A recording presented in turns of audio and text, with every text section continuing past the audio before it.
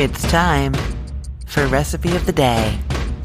Today, I'm actually telling you how to cook salmon straight from frozen. You might know that I have a lot of things on Cook the Story on my website that tell you how to cook things from frozen. So chicken breast from frozen, shrimp from frozen, steak from frozen. There's a lot of them. And I'm actually going to be telling you more about that technique because I've been getting a lot more questions about it. My theory is that people are budgeting a little bit more carefully right now, maybe buying in bulk, freezing things, and then they want to know how best to cook those foods from frozen. When it comes to fish like salmon, what is probably surprising for you to know is that it actually is better to cook it straight from frozen if it's frozen than to thaw it first. So I did some testing of my own with some salmon, with some cod, with other kinds of fish fillets, and I was blown away. It really is the best way to cook fish if it's still frozen. The bonus, of course, is you don't have to thaw it first, right? So not only is it better, but it's more convenient. You can just have these portions of seafood in your freezer and pull them out and cook them right away when you want them, which is really, really handy. I do that for shrimp as well. That's a slightly different technique that I know I've told you about before. It is my favorite, hands down, favorite way to cook shrimp is to do it straight from frozen in hot water. You got to learn how to do that. But that's not what I'm telling you about today. Let's talk about that frozen salmon. So we're talking about salmon portions here that have been frozen separately. They don't have to be in individual packages. They just need to not be touching each other.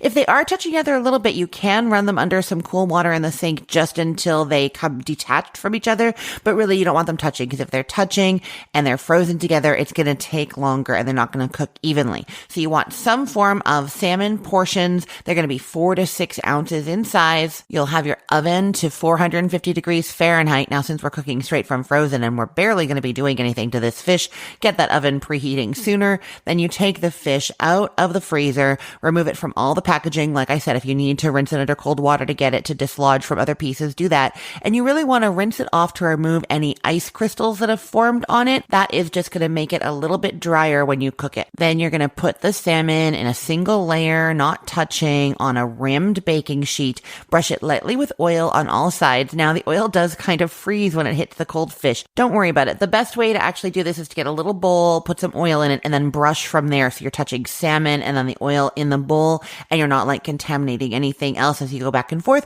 But don't worry, it's going to freeze a little bit to the salmon. That's okay. Just do your best to get it all over and then sprinkle it with salt and pepper and any other seasonings that you want. Then it's just going into the oven for 12 to 17 minutes, just until it's flaky on the inside. If you like it a little bit rarer, that is okay. The technical safe temperature for salmon, if you're using an instant read thermometer, is 145 degrees Fahrenheit. Some people like it a little bit rarer than that. Some people like it a little more well done than that. I will leave that up to you. But 145 degrees Fahrenheit and having it be flaky is what you're supposed to do. And then it's done. You can eat it immediately. The only other thing that I will say is that if you want a sauce, which I do recommend for the salmon, just when you're cooking something that's been frozen, it can just have a little texture difference than when it was fresh. Anything like that is going on. A sauce is just going to cover that and make it special and delicious. If you were going to add a sauce, you actually add it partway through the baking at about 4 to 5 minutes. So you put the salmon in originally for the first time, wait 4 or 5 minutes, then take it out and add the sauce. And that's just so that that sauce isn't freezing to the salmon, but can spread out nicely on it. You can do barbecue sauce, teriyaki sauce. I like doing a couple pats of like compound butter on there. You could do that at that point, or you could do it at the very end when it's done. I'm going to link to some compound butter recipes. These are little like tubes of butter that you make that are flavored that you can keep in the fridge or freezer that you just slice a little bit off and add to something like cooked salmon or steak. Really, really nice touch. But that is it. It just goes straight from the freezer onto your pan, a little oil and salt. It bakes for, 15 minutes-ish, and it is ready to eat. You can have it just like that, or you could put it into some salmon rice bowls or into a salmon chowder. I am going to link to both of those recipes for you in the show notes, and I will put a link to the how to cook salmon recipe in the show notes for the podcast episode as well. Or you can head to cookthestory.com cookthestory.com/ROTD and get it there. Everything there is arranged by date, so it's helpful to know that today is August 14th of 2025. And I'm going to suggest that you do something, these days with all the AI recipes out there, and you don't even know if real people have created these things or tested these things. If you want a reliable source to go to for recipes, make sure that you bookmark cookthestory.com so you can go and search there when you're looking for a recipe to make, or when you're on Google searching, search for whatever it is you want to make and put the word cookthestory.com right after it, and it will find something from my site just for you.